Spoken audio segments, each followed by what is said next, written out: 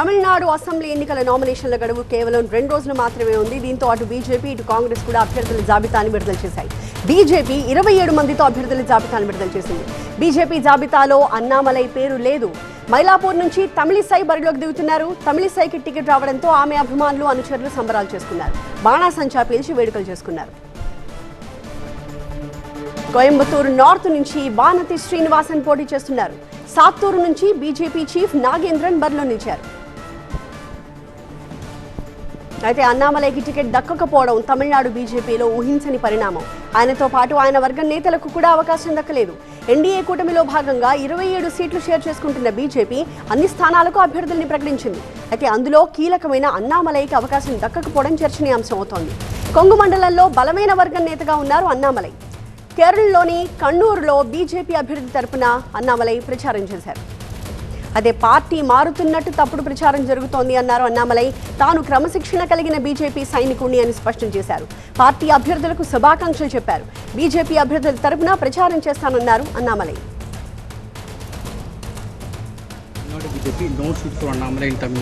I have told the party and the party has told me to campaign. So this election my role is to campaign for candidates across Tamil Nadu. And right now the party has given responsibility for me to campaign in Puducherry and Kerala till 7th. And post 7th till 23rd I have to campaign for all BJP and NDA candidates across Tamil Nadu. That is the responsibility given by party to me. I'll be fulfilling that responsibility. Thank you.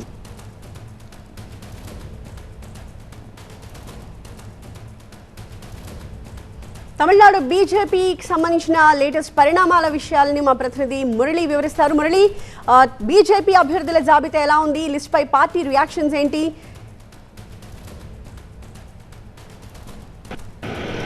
అంటే ఇవాళ బీజేపీలో టికెట్ల విడుదల చేసిన తర్వాత అన్నామలైకి అలాగే అన్నామలై వర్గానికి ఇద్దరికీ కూడా షాక్ అనే చెప్పాలి. సో ఈ విషయం ముందుగానే బీజేపీలో చాలామంది ఊహించారు. అన్నామలైకి కూడా అన్నామలై వర్గానికి కూడా కొంత అనుమానమే ఉంది. అన్నామలైకి కానీ అతని వర్గానికి కానీ టికెట్లు దక్కవన్నటువంటి అనుమానం ఉంది. అదే ప్రచారం కూడా జరుగుతుంది. సో ఎందుకు అనంటే గతంలో 2024 లోక్సభ ఎన్నికలు జరిగినటువంటి సందర్భంలో అన్నాడీఎంకేతో పొత్తు కాకుండా ప్రత్యేక కూటమిని ఏర్పాటు చేసి అప్పట్లో అన్నామలై కొంత దూకుడుగా వెళ్లారు. ఆ ఎన్నికల్లో కొంత ఓటు శాతం అయితే బీజేపీకి వచ్చింది, గట్టి పోటీనిచ్చింది. కానీ ఈ రాజకీయ ప్రయత్నంలో అన్నాడీఎంకే పూర్తిగా దెబ్బతింది. డీఎంకేకి ఈ అంశం బాగా కలిసి వచ్చింది. సో అప్పటి నుంచి కూడా కావాలనే అన్నామలై తనను రాజకీయంగా దెబ్బ కొట్టాలన్నటువంటి కుట్రతోని ఇదంతా చేసినటువంటి అనుమానం కావచ్చు. ఆ విషయంగా ఇద్దరి మధ్య కూడా తారాస్థాయికి విభేదాలు కూడా పెరిగినటువంటి పరిస్థితి ఉంది. సో అప్పటి నుంచి కూడా అన్నామలై నాయకత్వాన్ని బీజేపీలో ఉంటే కనుక అన్నాడీఎంకేతో పొత్తుకు బీజేపీకి అవకాశం లేదన్నటువంటి విషయాన్ని కూడా అప్పట్లో అల్టిమేటం జారీ చేసినటువంటి ప్రచారం కూడా ఉంది. సో ఆ తర్వాత జరిగినటువంటి పరిణామాలు చూస్తే అన్నామలైని పక్కన పెట్టడానికి పళనిస్వామి ఒత్తిడే కారణం అన్నటువంటి ప్రచారం కూడా జరిగింది. సో ఇటీవల చూస్తే నయనార్ నాగేందర్ బీజేపీ అధ్యక్షుడు అయిన తర్వాత సో జరిగినటువంటి పరిణామాలు కావచ్చు, అన్నామలైకి ప్రాధాన్యత క్రమేపీ తగ్గిస్తూ వస్తుండటం. సో ఇవన్నీ కూడా పళనిస్వామి ఒత్తిడి మేరకే జరిగిందన్నటువంటి ప్రచారం ఉంది. చాలామంది బీజేపీలో ఇదే విషయాన్ని చెబుతూ వచ్చారు కూడా. సో ఇప్పుడు దేవర్ కమ్యూనిటీ, గౌండర్ కమ్యూనిటీ ఈ రెండు కూడా అన్నాడీఎంకేలో బలమైనటువంటి సామాజిక వర్గాలుగా ఉంటే అక్కడ గౌండర్ సామాజిక వర్గానికి సంబంధించినటువంటి పళనిస్వామి అదే సామాజిక వర్గం, అలాగే అన్నామలై కూడా అదే సామాజిక వర్గం. ఇద్దరు కూడా ఒకే ప్రాంతం అంటే కొంగు మండలం, కొంగునాడు ప్రాంతానికి సంబంధించినటువంటి ఇద్దరు నేతల మధ్య కూడా ఈ పోర్ అనేది ఇటు బీజేపీలో ఉన్నప్పటికీ ఆ ఇద్దరి మధ్య కూడా గ్యాప్ పెరుగుతూ వచ్చింది.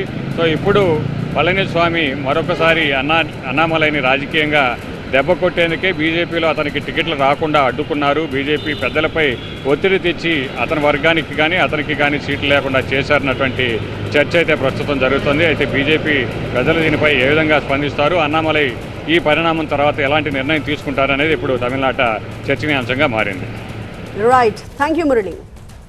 పల్నాడు జిల్లా మాచర్లలో జరిగిన లైంగిక దాడి ఘటనలో పోలీసుల దర్యాప్తు కొనసాగుతోంది. సీసీ ఫుటేజ్ పరిశీలించిన పోలీసులు అనుమానితుడిని గుర్తించారు. బాధితురాలి నివాసానికి చేరుకున్న క్లూస్ టీం ఆధారాలు సేకరిస్తోంది.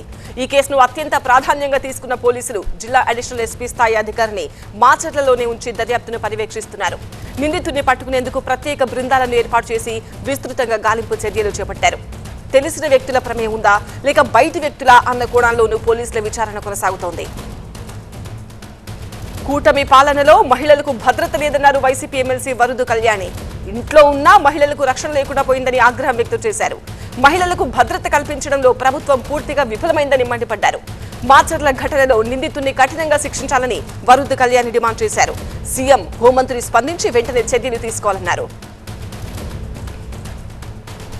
ఈ రోజు ఈ కూటమి పాలనలో మహిళలకి ఇంట్లో ఉన్నా రక్షణ లేదు, బయటికి వెళ్ళినా రక్షణ లేదు, స్కూల్కి వెళ్ళినా రక్షణ లేదు, పని ప్రదేశంలో కూడా రక్షణ లేని పరిస్థితి మనం చూస్తూ ఉన్నాం. ఇప్పటికైనా ప్రభుత్వం కళ్ళు తెరవండి.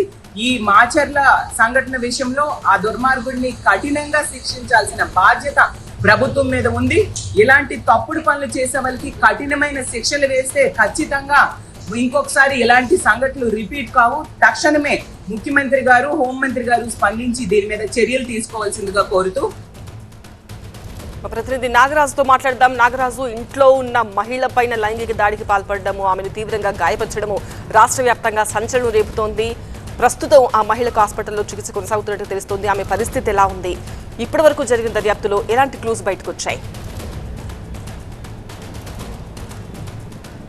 బాధితురాలి ఆరోగ్య పరిస్థితి అయితే నిలకడగా ఉన్నట్లు వైద్యులు చెప్పారు. ఎందుకంటే నిన్న మాచర్ల నుంచి నర్సోపేట, తర్వాత గుంటూరులో కూడా తీసుకొచ్చి గుంటూరులో జీజీహెచ్లో మెరుగైన వైద్యం కూడా అందించిన నేపథ్యం కనిపిస్తూ ఉంది. ఈ నేపథ్యంలోనే బాధితురాలు ఆరోగ్య పరిస్థితి అయితే ఆందోళనకరంగా లేదని వైద్యులు ఇప్పటికే వెల్లడించడం జరిగింది. ఆమెను డిశ్చార్జ్ చేసేందుకు కూడా వైద్యులు మిగతా అన్ని పరీక్షలు కూడా చేసిన తర్వాత ఆమెను డిశ్చార్జ్ చేసేందుకు కూడా సన్నాహితం చేస్తున్నారు. మరొక వైపు ఎవరైతే అత్యాచారానికి పాల్పడ్డాడో ఆ నిందితుడి కోసం ప్రత్యేకంగా 4 పోలీసు బృందాలని నియమించారు. ఇప్పటికే ఈ పోలీసు బృందాలన్నీ కూడా మాచర్ల పట్టణంతో పాటు చుట్టుపక్కలంతా కూడా జల్లెడబడుతున్న పరిస్థితి కనిపిస్తూ ఉంది. ఎందుకంటే ఇప్పటికే మాచర్ల ఏదైతే నిన్న అత్యాచారం జరిగిన సమయానికి దాదాపుగా ఆ పరిసర ప్రాంతాల్లో ఉన్న సీసీ కెమెరాలన్నింటినీ కూడా అదే సమయంలో అక్కడ ఎవరెవరైతే వచ్చారా అనే కోణంలో పోలీసులు ఇప్పటికే ఆ సీసీ కెమెరాలన్నింటినీ కూడా జల్లెడ పెట్టి ఫుటేజ్ అంతా కూడా సేకరించి నిందితుడిని గుర్తించే పనిలో ఉన్నారు. ముఖ్యంగా అడిషనల్ ఎస్పీ స్థాయి అధికారిని కూడా మాచర్ల పంపి మాచర్లలోనే ఉంచి ఈ కేసు దర్యాప్తు అయితే కొనసాగిస్తూ ఉన్నారు. ఎందుకంటే అత్యంత అమానవీయంగా, అదేవిధంగా పాశవికంగా కూడా లైంగిక దాడి చేసిన నేపథ్యంలోనే నిందితుడిని పట్టుకోవాలని ఒకవైపు నుంచి రాష్ట్ర వ్యాప్తంగా కూడా డిమాండ్స్ వినిపిస్తా ఉన్నాయి. ఈ ఘటనకు సంబంధించి మాచర్ల ఎమ్మెల్యే జోలకంటి బ్రహ్మారెడ్డి ఎప్పుడైతే ఘటన జరిగిందో ఆ వెంటనే కూడా స్పందించడం జరిగింది. బాధితురాలను పరామర్శించడం, అదేవిధంగా ఐజీ సర్వశ్రేష్ఠ త్రిపాఠికి కూడా ఫోన్ చేసి ఈ విధంగా పాశవికంగా అత్యాచారానికి పాల్పడిన నిందితుడిని వెంటనే గుర్తించాలి, గుర్తించిన వెంటనే కూడా అతను కఠినంగా శిక్షించాలని చెప్పేసి చెప్పడం కూడా జరిగింది. కాబట్టి మరొక వైపు రాజకీయ కోణంలో ఆరోపణలు వచ్చే నేపథ్యంలో ఇప్పటికే చాలా పెద్ద ఎత్తున కూడా పోలీసు బలగాలన్నీ కూడా రంగంలోకి దిగాయి. సీసీ కెమెరా ఫుటేజ్ని సాధ్యమైనంత వరకు ఇప్పటి వరకు సేకరించిన ఆ సీసీ కెమెరా ఫుటేజ్ ఆధారంగా ఒక నిందితుడిని అయితే గుర్తించడం జరిగింది. అయితే అతనే కాదా అనే దాని మీద ఇంకా పోలీసులు మరింతగా కూడా ఆధారాలు అయితే సేకరిస్తున్న నేపథ్యం కనిపిస్తూ ఉంది. మరొక వైపు ఎవరైతే బాధితురాలు ఉన్నారో బాధితురాలు ఇచ్చే సమాచారం చాలా కీలకంగా ఉంది. ఇప్పటి వరకు కొంతలు లేని సమాచారం ఇవ్వడంతో పోలీసు దర్యాప్తు కూడా ముందుకు కదలని పరిస్థితి కనిపిస్తూ ఉంది. అయితే ఆమె ఆరోగ్యం నిలకడగా ఉందని వైద్యులు చెప్పిన తర్వాత ముఖ్యంగా ఏ సమయంలో నిందితుడు ఇంటికి వచ్చాడు, అదేవిధంగా మంచినీళ్లు అడిగి ఆ తర్వాత ఇంట్లోకి వచ్చినట్టుగా కూడా బాధితురాలు చెప్తుంది. కాబట్టి ఆ సమయంలో ముఖ్యంగా ఆ పరిసర ప్రాంతాల్లో ఎవరెవరైతే వచ్చారు, అదేవిధంగా సీసీ కెమెరాల్లో కొంతమందిని అయితే ఇప్పటికే గుర్తించడం జరిగింది. వారిలో నిందితులు ఎవరైనా ఉన్నారా అనేది కూడా బాధితురాల నుంచి మరికొంత సమాచారం సేకరించే అవకాశం కూడా కనిపిస్తుంది. ఈ నేపథ్యంలోనే అటు ఉన్నతాధికారులు కూడా ప్రత్యేకంగా ఈ కేసును పర్యవేక్షిస్తున్న నేపథ్యంలో ఖచ్చితంగా నిందితుడిని ఆధారాలు సేకరించి గుర్తించడం, ఆ విధంగా అతన్ని తర్వాత పోలీసులు అదుపులోకి తీసుకునే పరిస్థితులు అయితే పోలీసు బృందాలన్నీ కూడా నిమగ్నమై ఉన్నాయి. Committee third news. తిరుపతి జిల్లా రైల్వే కోడూరులోని టోల్ గేట్ దగ్గర నిన్న అరవ శ్రీధర్ బాధితురాలు హర్షవేణపై జరిగిన దాడి ఘటనలో పోలీసులు చర్యలు చేపట్టారు. జనసేన నేత తాతంశెట్టి నాగేంద్ర అనుచరులపై SC/ST కేసు నమోదైంది. మరికొందరిపై కేసు నమోదు చేయాలంటూ లాయర్తో కలిసి పోలీస్ స్టేషన్లో హర్షవేణ కంప్లైంట్ చేశారు. పార్లమెంట్లో అమరావతి బిల్ పాస్ అయిన సందర్భంగా నిన్న తిరుపతి జిల్లా రైల్వే కోడూరులో ఎమ్మెల్యే అరవ శ్రీధర్ అమరావతి సంబరాల్లో పాల్గొన్నారు. ఇక అదే సమయంలో అక్కడ మార్కెట్లో హర్షవేణ కనిపించడంతో ఎమ్మెల్యే మద్దతుదారులు కొంతమంది హర్షవేణతో పాటుగా తన లాయర్ గోపిపై దాడి చేశారు. MLA Arava Sridhar, railway Koduru TDP incharge Mukka Rupanandareddy, Janasena నేత తాతంశెట్టి నాగేంద్ర నుంచి ప్రాణహాని ఉందంటూ హర్షవేణ కంప్లైంట్ చేశారు. ఇంటి నుంచి బయటకు వెళ్తే తమకు రక్షణ లేదంటూ వాపోయారు ఆమె. మా ప్రాణాలకైతే హాని ఉంది. మా ప్రాణాలకి ఏం జరిగినా కూడా నాకు, మా లాయర్ గారికి, మా లాయర్ గారి తమ్ముడికి, నా కొడుకు విక్రమాదిత్యకి, నా తమ్ముడు దిలీప్కి ఎటువంటి ప్రాణహాని జరిగినా, కనీసం ఒంటి మీద ఏదైనా మచ్చబడినా కూడా అది రూపానందరెడ్డి వాళ్ళ దగ్గర నుంచే వస్తుంది, శ్రీధర్ దగ్గర నుంచే వస్తుంది. అపార్ట్ ఫ్రమ్ దట్ మాకు ఎటువంటి శత్రువులు లేరు. తాతంశెట్టి నాగేంద్ర, శ్రీధర్, రూపానందరెడ్డి వాళ్ళ ఫ్యామిలీస్ నుంచి మాత్రమే వస్తుంది. ఇదైతే నేను క్లియర్గా చెప్తున్నాను. నేను వాంటెడ్గానే చెప్తున్నాను, ఎందుకంటే మా మీద దాడి జరిగింది. ఈవెన్ పోలీస్ నోటీస్ ఇచ్చిన తర్వాత కూడా పోలీసులు నోటీస్ ఇచ్చారు, ఏమని కెమెరాస్ ఫిక్స్ చేసుకోండి, మీరు ఇంత ఫైట్ చేస్తున్నారు కదా కెమెరాస్ ఫిక్స్ చేసుకోండి, ఎంతకైనా మంచిది అనేసి. అది ఇంటి వరకు పరిమితమైంది. బయటకు వచ్చిన తర్వాత మాకు రక్షణ ఏది? ఇక పూర్తి సమాచారం అందించడానికి మా ప్రతినిధి రాజు లైవ్ లో సిద్ధంగా ఉన్నారు. రాజు, అసలు నిన్న ఏం జరిగింది? ఎవరెవరిపై SC/ST అట్రాసిటీ కేసు నమోదైంది? ఈ కేసులో నెక్స్ట్ ఏం జరగబోతోంది? అంటే నిన్న అమరావతి రాజధానికి చట్టబద్ధత కల్పిస్తూ వచ్చినటువంటి తీర్పు లేదంటే వచ్చినటువంటి నిర్ణయం ఆధారంగానే చేసుకొని పెద్ద ఎత్తున రాష్ట్ర వ్యాప్తంగా సంబరాలు జరిగాయి. అందులో భాగంగానే రైల్వే కోడూరులో కూడా టీడీపీ జనసేన వేరువేరుగానే సంబరాలు జరుపుకున్న పరిస్థితి కనిపిస్తుంది. రైల్వే కోడూరు టోల్గేట్ వద్ద జనసేనకు సంబంధించినటువంటి రాష్ట్ర కార్యదర్శిగా ఉన్నటువంటి తాతంశెట్టి నాగేంద్రతో పాటు అనుచరులు, అక్కడ ఎమ్మెల్యే కూడా ఉన్నాడు, ప్రభుత్వ వాహనాలు అక్కడికి చేరుకున్నారు. అక్కడ ఏదైతే సంబరాలు జరుపుకుంటున్న సమయంలోనూ అదే ప్రాంతానికి చేరుకున్నటువంటి ఎవరైతే హర్షవీణ లాయర్ తమ్ముడు గోపి, వీళ్ళిద్దరూ కూడా అక్కడికి చేరుకున్న తర్వాత వీళ్ళను చూసి వాళ్ళు దాడికి పాల్పడ్డారనేది హర్షవీణ ఆరోపణ. ఆ సమయంలో ఆమెని దాడి చేశారు. అతని వెంట వచ్చినటువంటి ఎవరైతే గోపి ఉన్నాడో గోపిని తరిమే ప్రయత్నం చేశాడు. ఎవరైతే జనసేనకు సంబంధించిన నేత ఉన్నాడో నాగేంద్ర ఆమెని పోలీసుల లాఠీతో దాడి చేసే ప్రయత్నం చేశాడు, బెదిరింపులకు పాల్పడ్డాడు అనేది ప్రధానమైన అభియోగము. ఈ అభియోగం పైన ఇప్పటికే హర్షవీణ పోలీస్ స్టేషన్లో ఫిర్యాదు చేసింది.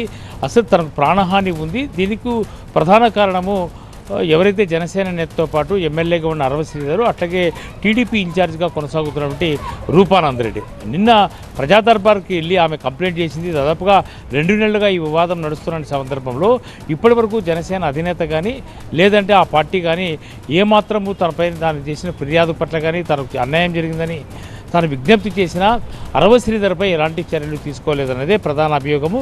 ఈ నేపథ్యంలోనే ప్రభుత్వం స్పందించాలంటూ నిన్న తెలుగుదేశం పార్టీకి సంబంధించిన ప్రజా దర్బార్లో ఆమె ఫిర్యాదు చేసింది.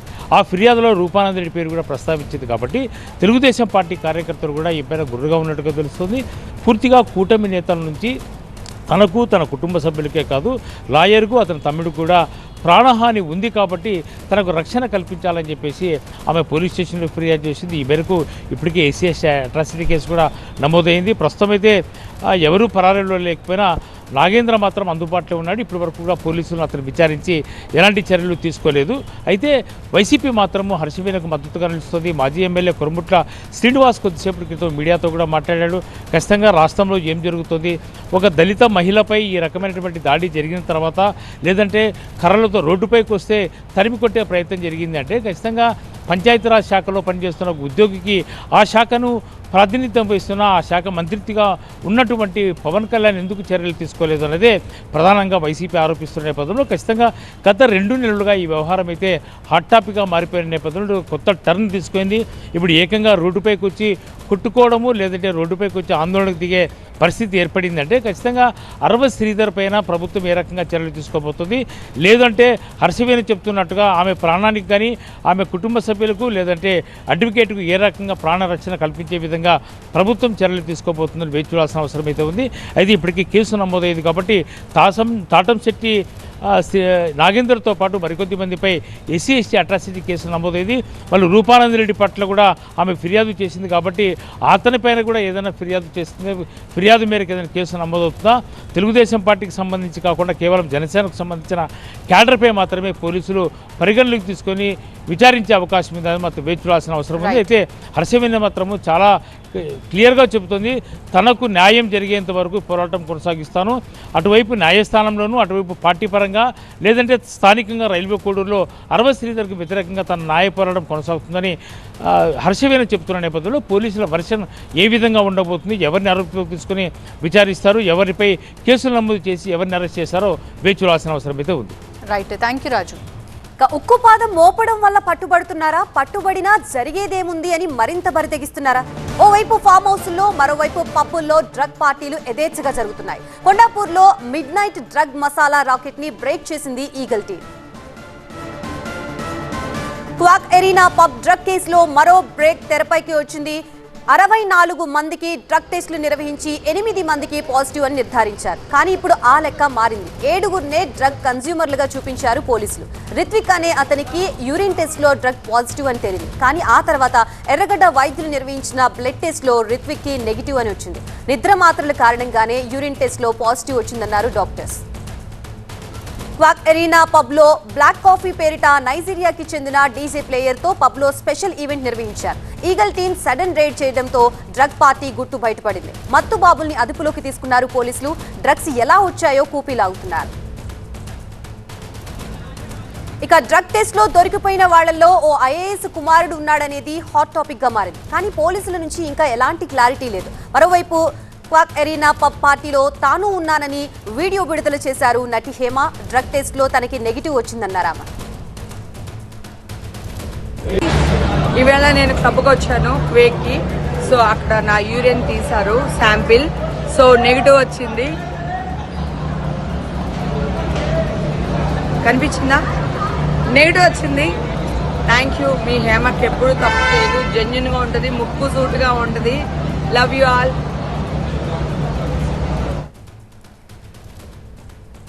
ఇదే అంశానికి సంబంధించి మనకి పూర్తి అప్డేట్స్ అందించడానికి మా ప్రతినిధి రంజిత్ సిద్ధంగా ఉన్నారు. రంజిత్, మొన్నేమో ఫామ్ హౌస్ లో డ్రగ్ పార్టీలు, ఈ రోజేమో పబ్బుల్లో డ్రగ్ పార్టీలు. అసలు ఏంటి డ్రగ్స్ ఎక్కువగా ఫోకస్ చేయడం వల్ల డ్రగ్స్ పై పట్టుబడుతున్నారా, లేదా జరిగేది ఏముందిలే అని బరి తెగిస్తున్నారా? దీనికి సంబంధించి పూర్తి డీటెయిల్స్ ఏంటి? పోలీసులు ఏం చెప్తున్నారు? డ్రగ్స్ ఎక్కడి నుంచి తీసుకొచ్చారంటున్నారు?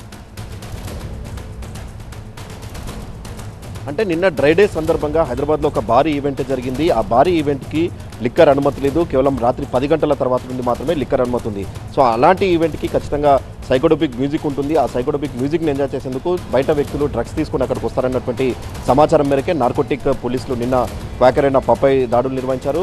సో నిన్న పబ్కి వెళ్ళి దాడులు నిర్వహిస్తే 8 మందికి పాజిటివ్ రావడం జరిగింది.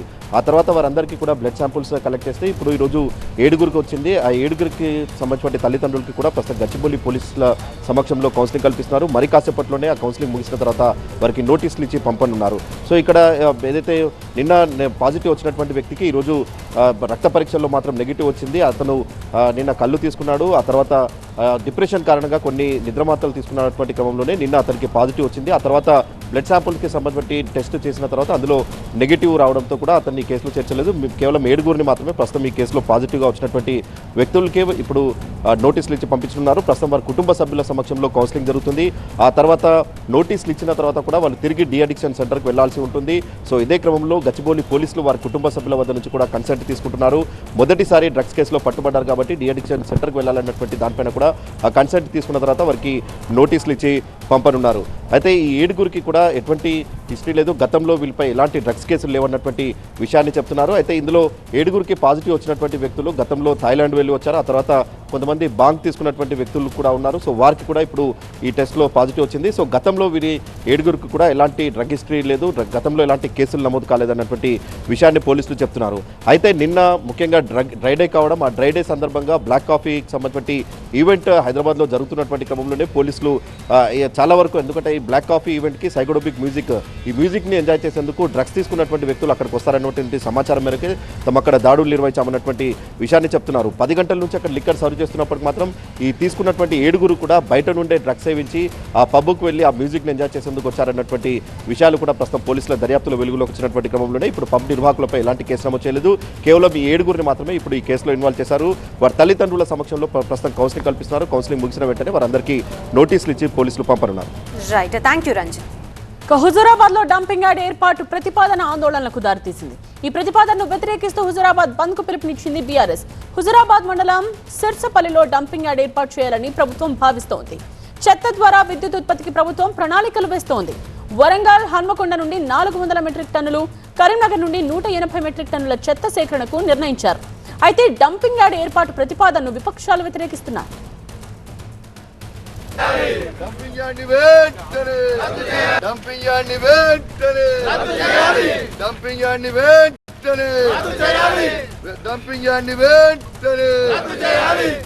మూడు జిల్లాల చెత్త తెచ్చి తమ దగ్గర వేయడం ఏంటని ప్రశ్నించారు హుజూరాబాద్ ఎమ్మెల్యే కౌశిక్ రెడ్డి. చెత్తతో గాలి, నీరు కలుషితం అవుతాయని, కరోనా వైరస్ కంటే డేంజర్ అని ఈ డంపింగ్ యార్డ్ అంటున్నారు కౌశిక్ రెడ్డి. ఉమ్మడి కరీంనగర్ జిల్లా మరియు ఉమ్మడి వరంగల్ జిల్లా చెత్త అంతా తీసుకొని వచ్చి ఇలా హుజరాబాద్లో వేస్తామంటా ఉన్నారు. ఈ డంపింగ్ యార్డు ఎంత డేంజరస్ అంటే కరోనా వైరస్ కంటే కూడా డంపింగ్ యార్డు చాలా డేంజరస్. రేపు ప్రజలు ఊపిరి పీల్చుకోవడానికి కూడా సంపదన చాలా ఇబ్బంది పడతారు. వ్యవసాయానికి ఇబ్బంది. హుజరాబాద్ ప్రజలందరం కూడా డెఫినెట్గా దీన్ని వ్యతిరేకిస్తూ ఉన్నాం. రేపు ఇక్కడ రానియము. హుజరాబాద్ గడ్డనే పోరాటాల అడ్డ. తప్పకుండా రేపు ఖచ్చితంగా నిరసన తెలుపుతాం. సీనియర్ కరెస్పాండెంట్ సంపత్ లైవ్ లో సిద్ధంగా ఉన్నారు ఇదే విషయానికి సంబంధించిన వివరాలతో. సంపత్, సో ఈ ప్రతిపాదనపై నిరసనలు ఒకవైపు కొనసాగుతూనే ఉన్నాయి, ప్రత్యామ్నాయాల గురించి ఏమైనా ఆలోచిస్తూ ఉన్నారా? ప్రజలు ఏమంటున్నారు? మొత్తానికి గత 20 రోజుల నుంచి కూడా హుజరాబాద్లో ఆందోళనలు కొనసాగుతున్నాయి. హుజరాబాద్ మండలం సిరిసపల్లిలో కూడా డంపింగ్ యార్డ్ను ఏర్పాటు కోసం ఇప్పటికే ప్రభుత్వం ప్రతిపాదన సిద్ధం చేసింది. సుమారుగా 25 ఎకరాల భూమి అక్కడ ప్రభుత్వ భూమి ఉంది. అక్కడ డంపింగ్ యార్డు ఏర్పాటు చేయడానికి ఒక జీవోను కూడా జారీ చేసింది. అదే విషయం తెలిసిన వెంటనే స్థానికులు కావచ్చు, విపక్షాలు పెద్ద ఎత్తున ఆందోళన కార్యక్రమాలు నిర్వహిస్తున్నాయి. ఇక్కడ డంపింగ్ యార్డు ఏర్పాటు చేసే 8 గ్రామాలతో పాటు హుజరాబాద్ పట్టణానికి కూడా ఇబ్బందికరంగా ఉంటుంది. పూర్తిగా గాలి నీరంతా కూడా కలుషితమవుతుంది. అంతేకాకుండా ఇటు హన్మకొండ, వరంగల్, కరీంనగర్ కూడా చెత్త సేకరణ చేస్తారు. సుమారుగా 580 మెట్రిక్ టన్నుల చెత్త ఇక్కడికి రానుంది. దీంతో తమకు ఇబ్బంది అవుతుంది, వ్యవసాయంపైన ప్రభావం చూపుతుందని స్థానిక రైతులు కూడా ఆందోళన కార్యక్రమం అయితే నిర్వహిస్తున్నారు. అదేవిధంగా ఈరోజు బీఆర్ఎస్ కూడా హుజరాబాద్ పట్టణ బంద్కు పిలిపించింది. పెద్ద ఎత్తున కూడా ఇటు ప్రజలు, స్థానికులు కూడా స్వచ్ఛందంగా బంద్లో పాల్గొన్నారు. ఇప్పటికైతే ప్రభుత్వం ఇలాంటి నిర్ణయం అయితే ప్రకటించలేదు, కానీ ఖచ్చితంగా ఇక్కడి నుంచి డంపింగ్ యార్డ్ను తీసివేయాలి. లేని పక్షంలో ఆందోళన మరింత ఉధృతం చేస్తాం. ఎందుకంటే ఇక్కడ అంతా కూడా వ్యవసాయం చేసుకుని జీవిస్తారు. గ్రామాల మధ్య ఏ విధంగా ఇక్కడ డంపింగ్ యార్డ్ను ఏర్పాటు చేస్తారు అంటే స్థానికంగా డంపింగ్ యార్డ్ కాకుండా వేరే జిల్లాలకు సంబంధించిన చెత్తను మొత్తం ఇక్కడ తీసుకువస్తాం, చెత్తతో పాటు ఇక్కడ విద్యుత్ ఉత్పత్తిని చేస్తామని చెప్పి ప్రభుత్వం భావించినప్పటికీ ఇక్కడ ఆందోళన కార్యక్రమాలు మరింత ఉధృతమవుతున్నాయి. స్థానికులు కూడా రోడ్డు ఎక్కుతున్నారు. మరి చూడాలి ఈరోజు బంద్ తర్వాత ప్రభుత్వం ఏమైనా నిర్ణయం తీసుకుంటారు. అంటే ఖచ్చితంగా ఇప్పటికీ టెండర్లు పిలిచినప్పటికీ కూడా ఎవరు కూడా టెండర్ వేయడానికి ముందుకు రావట్లేదు. ఎందుకంటే స్థానికంగా ఆందోళన జరుగుతున్నాయి, రైతులు రోడ్డు ఎక్కుతున్న కారణంగా ఎవరు కూడా టెండర్ వేయడానికి అయితే ముందుకైతే రావట్లేదు. మొత్తానికి ఇక్కడ ప్రభుత్వం ఉన్న భూమి 25 ఎకరాలకు సంబంధించి ఇప్పటికే అన్ని రకాల ప్రతిపాదన కూడా సిద్ధమైంది. కొంతమంది రైతులు కూడా నోటీసులు అయితే జారీ చేశారు. అయితే ముఖ్యంగా పూర్తిగా వ్యవసాయం పొలాల దగ్గర ఉంది కాబట్టి ఖచ్చితంగా అక్కడ రైతులు వ్యతిరేకిస్తున్నారు. నీరు మొత్తం కలుషితం అవుతుంది, తాము ఉండలేము, దుర్వాసను భరించలేము కాబట్టి ఇక్కడ ఎట్టి పరిస్థితుల్లో డంపింగ్ యార్డ్ను ఏర్పాటు చేయడం స్థానికులు కోరుతున్నారు. అదేవిధంగా ఇప్పటికీ బీఆర్ఎస్ ఈరోజు పట్టణ బంద్కి పిలిపించింది. గతంలో బీజేపీ కూడా ఆందోళన కార్యక్రమం అయితే నిర్వహించి మరి ప్రభుత్వం మాత్రం ఎలాంటి నిర్ణయం తీసుకుందో వేచి చూడాలి. స్థానికులు మాత్రం చాలా పట్టుదలగా ఉందని, ఎందుకంటే తమకు సంబంధించిన వ్యవసాయం పైన ప్రభావం చూపుతుంటామో, అనారోగ్యానికి గురవుతాము, తమ గ్రామంలో ఏ విధంగా డంపింగ్ యార్డ్ని ఏర్పాటు చేస్తారని చెప్పి నిలిసే పరిస్థితి అయితే కనబడుతుంది. మరి చూడాలి ప్రభుత్వం ఏమైనా స్పందిస్తున్నా లేదా మొత్తానికి అయితే అక్కడ ప్రజలంతా ఏకమవుతున్నారు, రోడ్డు ఎక్కుతున్నారు, ఆందోళన కార్యక్రమాన్ని నిర్వహిస్తున్నారు. మొత్తానికి ఈ ప్రతిపాదన ఉపసంహరించుకోవాలని స్థానికులు డిమాండ్ చేస్తున్నారు.